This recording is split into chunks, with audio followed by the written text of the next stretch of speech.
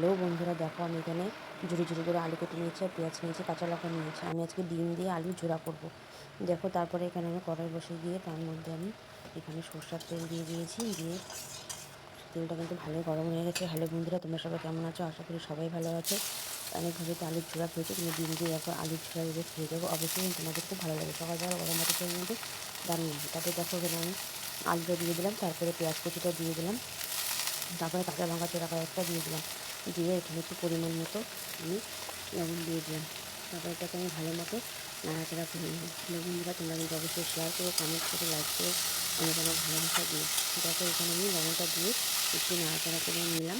তারপর দেখো এখানে আমি একটু হলুদ দিয়ে দেবো, যাতে কালারটা বেশি টকটকা না হয়। অল্প একটু পরিমাণে হলুদ দিয়ে দেবো। তারপর দেখো হলুদটা দিয়ে ভালো মতো এখানে আমি এটাকে মিশিয়ে নিচ্ছি। দেখো আলু ভাজা তো এমনিও খেয়েছে, পেঁয়াজ দিয়েও খেয়েছে, কিন্তু একবার ডিম দিয়ে আলু ঝোড়া করে খেয়ে দেখো, অবশ্যই কিন্তু তোমাদের খুব ভালো লাগবে। তারপর দেখো এখানে কিন্তু ভালো মতো হালকা দিয়ে মেশানো কিন্তু হয়ে গেছে।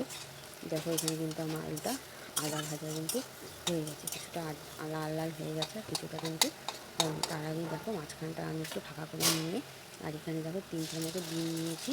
3টার মতো ডিম আমি এখানে দিয়ে দিলাম। দেওয়ার পরে এটা আমি ভালো ভালো করে আলুর সঙ্গে সুন্দর ভালো করে মিশিয়ে নেব। দেখো একদম কিন্তু ডিমটা দিয়ে ভালো মতো আলুগুলোর সঙ্গে কিন্তু আমি মিশিয়ে নিলাম। তারপরে দেখো এটাকে আমি আরও একটু কড়কড়া করে ভেজে নেব।